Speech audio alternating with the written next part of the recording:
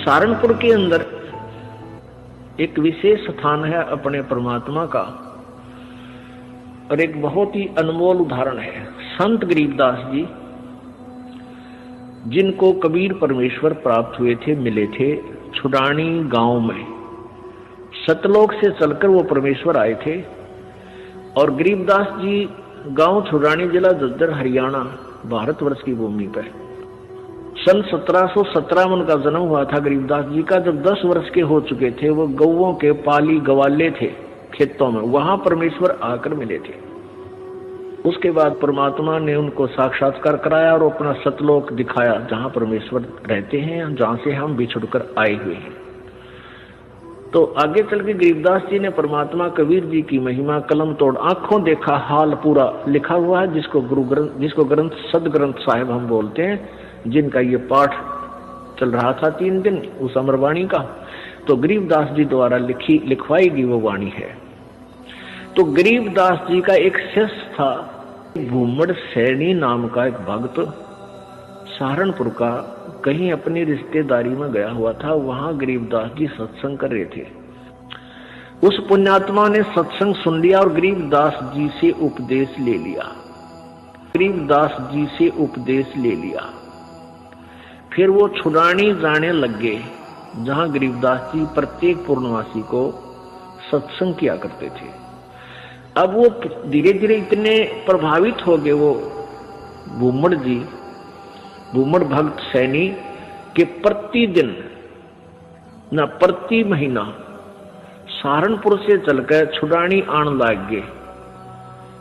पहले तो धीरे धीरे ज्ञान होता है, फिर इतनी श्रद्धा बन गई कि सहारनपुर से चलकर गांव छुडानी, जिला झज्जर में वो प्रत्येक महीना आते।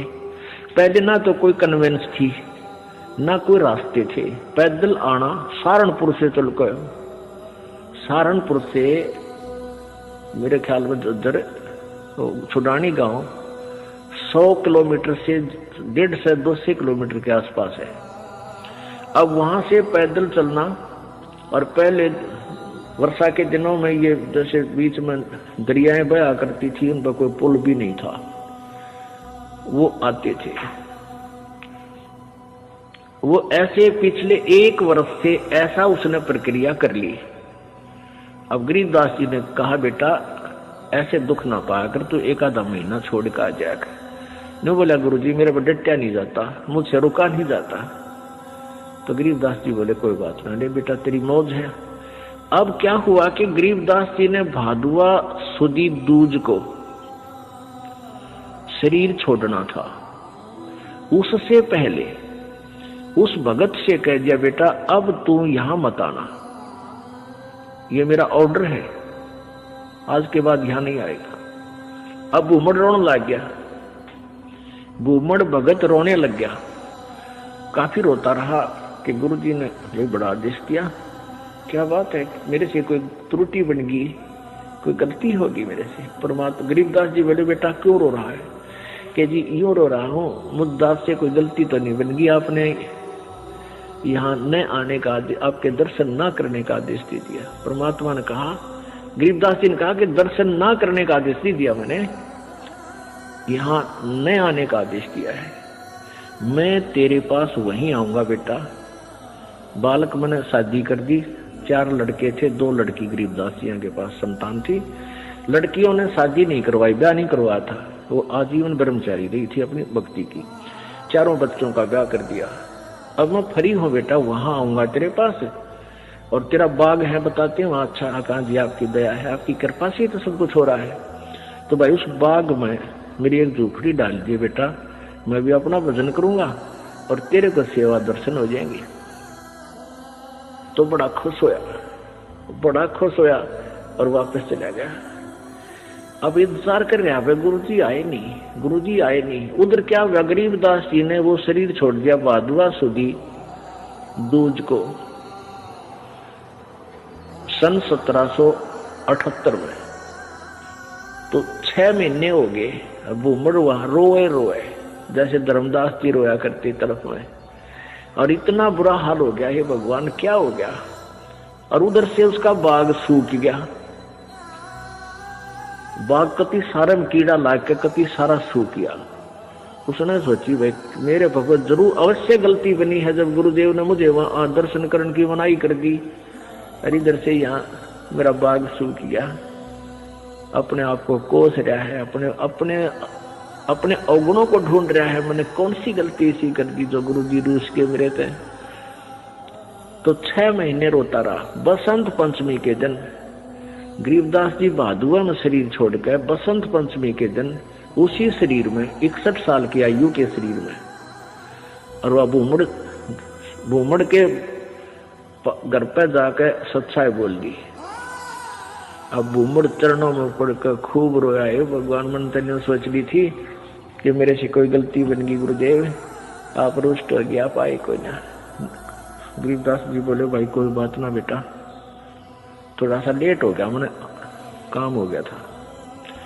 और भाई मेरा जो ना एक बाग में झूपड़ी डाल दे, जो तेरे बाग है ना, यहाँ घर में तो मैं नहीं रह पाऊंगा, वहां के एकांत में भगत भजन कराया तुम्हें। तो भूमड़ बोला महाराज जी वहां तो बाग तो सूख गया। गरीबदास जी बोले सूख के बाग में झोपड़ी डाल दे मेरी, कोई बात नहीं। अब गुरु जी की आज्ञा पाकर उसने वहां एक झोपड़ी एक हट बना दी फूस फास डाल के। हफ्ते पाछे वो सारा बाग हरा भरा हो गया। गरीबदास जी वहां बैठते ही सारा नगर देखने आया, वो पूरा शहर देख, छोटा गांव था जब ये शहर बरवाला जितना, सहारनपुर, यानी 200 वर्ष पहले की बात है। तो सारा गांव नगर देखना यार, बहुत से उस चमत्कार से भूमड़ कहे मेरे ये गुरुजी हैं जिनकी मैं रोज महिमा गाया करता था, ये बड़े सिद्धि युक्त हैं, बड़े पहुंचे हुए महात्मा हैं। और भाई बहुत से मुसलमान और हिंदू गरीबदास जी के शिष्य वहां हो गए। अब क्या बात है कि वहां ये दास क्या बताना चाहता था, एक सिद्धि वो चोले धारे, एक सिद्धि नी तत्व विचारे। वहां एक लाल दास नाम का सिद्ध पुरुष था, उसका भी जहां गरीबदास जी का आश्रम बना हुआ छोटा सा, जहां उन्होंने दोबारा शरीर छोड़ा था, उसके साथ में ही 300-400 फुट की दूरी पर लाल दास जी का बहुत बड़ा मंदिर बना रखे है। वो शिव विष्णु पुजारी था। अब क्या हुआ कि वहां 35 वर्ष तक गरीबदास जी उसी रूप में रहे। हिंदू और मुसलमान दोनों ही गरीबदास जी के शिष्य बने, क्योंकि ये ज्ञान ही एकता उपजाने का है, उनका ऐसा ज्ञान है कबीर जी का। तो वहां शहर सहारनपुर शहर के अंदर एक आश्रम बना हुआ है, भूमड़ का पूरा घर था, वो उसका संतान नहीं थी। परमात्मा ने उसका कल्याण करना था, इसलिए उसको झंझट में फंसाया नहीं, तो उसने सारा ही अपना घर भी आश्रम के रूप में बना दिया था। आज भी वहां विद्यमान है। गरीबदास जी की परंपरा का एक आधा कोई भक्त वहां रह रहा है, ये दास देख के आया था। तो वहां 35 वर्ष की आयु के बाद शरीर छोड़ दिया, तो वहां उस बाग के अंदर ही उस शव को अंतिम संस्कार वहां दफना रखा है वो शरीर। तो अब क्या हुआ, जब शरीर छोड़ दिया गरीबदास जी ने, यानी शरीर त्याग दिया वहां पे, तो वहां काफी भक्त शेष हो गए थे। तो उन्होंने सोचा भी छुड़ानी वाले जो इनके वंशज हैं, गरीबदास जी के बच्चे हैं, संतान है, उनसे पता करके आओ कि महाराज जी के शरीर को यहाँ लावा या वहीं अंतिम संस्कार कर दे। 2 घोड़ों पर 2 व्यक्ति सहारनपुर से चले, छुड़ानी आए। तो उनसे कहा कि भाई ऐसे ऐसे गुरुजी ने शरीर त्याग दिया है, महाराज गरीबदास जी ने, यानी आपके दादा ने, दादा ने, पिताजी ने, जैसे भी उनके नेक थे, तो सहारनपुर में, और आप बताओ क्या करना है। उनको यहाँ कहो तो यहाँ लाए कोई बैलगाड़ी में डाल के, और या ये कहो कि वही अंतिम संस्कार कर दे, तो आप साथ चलो हमारे, उनका अंतिम संस्कार कर देते हैं। गांव वाले कहते हैं भाई तुम क्या कहने लगे, वो उनके गरीबदास जी के वंशज यानी पोता पोती बेटा बेटी कहने लगे कि क्या कह रहे हो भगत आप, गरीबदास जी यानी गुरु महाराज तो 35 वर्ष पहले शरीर छोड़ गया था, और ये इनकी यादगार बना रखी। छुड़ानी में एक छतरी बना रखी है, छतरी साहब बोलना उसको, जहां गरीबदास जी के शरीर का अंतिम संस्कार करा था, वो एक यादगार बना रखी है। वो छोटी सी थी, अब तो बहुत बड़ा मंदिर गाड़ दिया इन्हें। एक छोटी सी थी, जैसे आम यादगार सी बना देते हैं, ज्यादा से ज्यादा 10 फुट 5-7 फुट की ऊंची और 10 बाई 10 फुट चौड़ी। वो आज भी सेंटनों की विद्यमान है, जो ओरिजिनल है। उसके बाद उसके ऊपर और कुछ बना दिया, तो सारे गवाही के दे। और वो नो के ना भाई महाराज जी तो वहां शरीर छोड़ रखा है सहारनपुर में। तो उनका ना यकीन होया, 2 व्यक्ति घोड़े पर सवार होकर वहां से घोड़े लेकर और फिर वहां पहुंचे। वहां जाकर देखा ज्यों कहते तो शरीर, और वही गरीबदास जी वहां शरीर छोड़ रखे। तो छुड़ाने वाले बोले भाई इनकी लीला तो अपरंपार है, यही अंतिम संस्कार कर दो, वहां तो पहले हो चुका है। तो वो वही अंतिम संस्कार यानी नीचे एज इट इज शरीर दफना दिया, ऊपर यादगार बना रखे। ये दास वहां गया सन 1998 में। तो वहां देखा, यही बिल्कुल क्लियर देखने के लिए सच्चाई है या कैसा है, बिल्कुल सच्चाई पाई। और वहां विराजमान एक लेडी संत थी, उसने बताई कि जी ऐसे ऐसे सारी कहानी सत्य है। उनके समय का वहां एक पलंग भी है जिस पर गरीबदास जी विश्राम किया करते थे। वहां ग्रंथ साहब भी यही लिखा हुआ था, हस्तलिखित उनके पास विद्यमान है। फिर वो देखा जाकर के वो बाग में जहां उनका अंतिम संस्कार किया था। तो वो यादगार जो बना रखी थी वाला वो 150 वर्ष पुरानी होकर के जीर्ण शीर्ण सी बड़ी थी। तो हमने उनसे कहा कि आपकी आज्ञा हो तो हम इसको दोबारा रिकंस्ट्रक्ट कर दें, न तो पड़ेगी को गिर के किसी को चोट लगेगी, को दर्शक होगा। तो वो कहने लगे जी ऐसे कर दो। फिर हमने क्या किया कि नीचे का पोर्शन नहीं छेड़ा, वो पुरानी छोटी छोटी ईंटों से बना हुआ था, उसके ऊपर की दोबारा से बढ़िया ईंटों से और एक अच्छा गुम्बद सा बनाकर वो तैयार किया। और उसके ऊपर पूरा एक बोर्ड लगा रखा है, पूरी कहानी लिखी हुई है हमने कि ऐसे ऐसे ये हुआ था। अब कहने का भाव ये है दास का कि उन्हीं के साथ में एक लाल दास जी थे। तो उनके बारे में क्या प्रसिद्ध था कि वो अपने भक्तों के निकलता था तो मांगने जाता था आहार। एक कहता था मेरे पास हमारे घर भी आए थे लालदास जी, एक दूसरे शहर में कहता था यहाँ भी लालदास जी आए थे। तो वो एक सिद्धि बहुचोल्लेधार है, उसके पास एक हल्दी की गांठ थी या हल्दी की एक ही गांठ थी, यानी एक सिद्धि थी, उसने महात्मा पा गया। लालदास जी के क्या करते, उसने अपना नियम बना रखा था। वो सिद्धि से यानी वहां जाता था, गंगा पर स्नान करके आता था प्रतिदिन। सुबह उठता और गंगा पर स्नान करने जाता था और शाम को वो वापस आ जाता था। अब सुबह 4 बजे चलता, शाम ने आता, ऐसे उसने अपना मनमुखी नियम बना रखा था। एक बार वो बीमार हो गया तो चिंतित हुआ।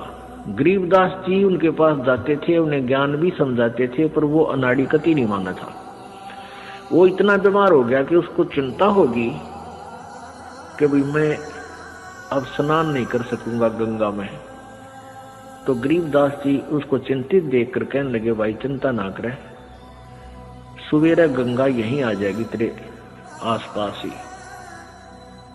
अब उसमें चिंता होगी कि भाई कैसे आवेगी। गरीबदास जी ने वहां जाकर खड़ा होगा कि आजा लालदास।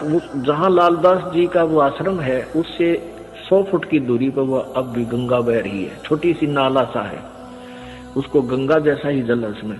तो गरीबदास जी ने ऐसे इशारा कर दिया, थोड़ी सी दूरी से नीचे से अपने आप एक झरना सा फूटा और पानी बहने लग गया। अब लालदास जी सोचने लगे कि भाई क्या पता ये वही गंगा है या दूसरी। वो नहा तो लिया उस दिन, क्यों उसका तो प्रण बना ले, फिर उसको चिंता होगी कि गरीबदास ने मुझे बहका दिया हो और नहाने के लिए अपनी सिद्धि तो यहीं से को जल निकाल दिया हो। एक उसका चेला था लालदास जी का, वो गंगा पर स्नान करके आया था उस दिन, और उसकी धोती रहेगी उधर एक लोटा उस गंगा में बह गया, उस ओरिजिनल गंगा में हरिद्वार में। वो वहां आया, वो कहने लगा, गरीबदास जी बैठे, लालदास जी बैठे थे, लालदास बोला रहा कई दिन आया, अगली गंगा नहान गया था। अच्छा भाई, और ठीक? हाँ ठीक हूँ जी। और कहने लगा जी एक लोटा भी रह गया मेरा, गंगा में बह गया। अरे एक धोती बह गई वहीं पर, तेज धारा थी। गरीबदास जी बोले भाई यहाँ तेरी को धोती और लोटा इस गंगा में पड़े हैं, यहाँ ये वही गंगा है जो वहां तू नहा का है।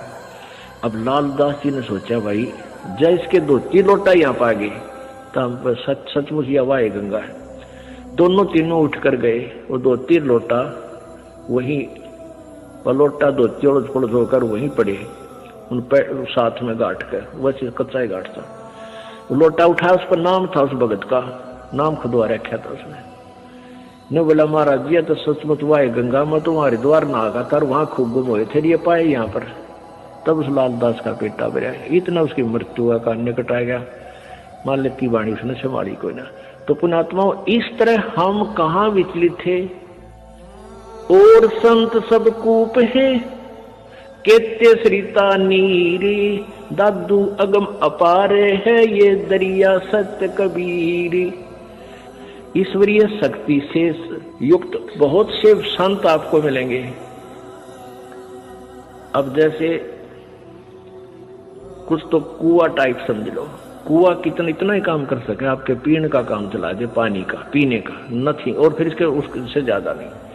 और एक जरीता नीर, और संत सब कूप हैं केते जरीता नीर, दादू अगम अपार है ये दरिया सत्य कबीर। और दूसरे जरीता नीर, जरीता माने झरने से निकला हुआ छोटा मोटा नाला।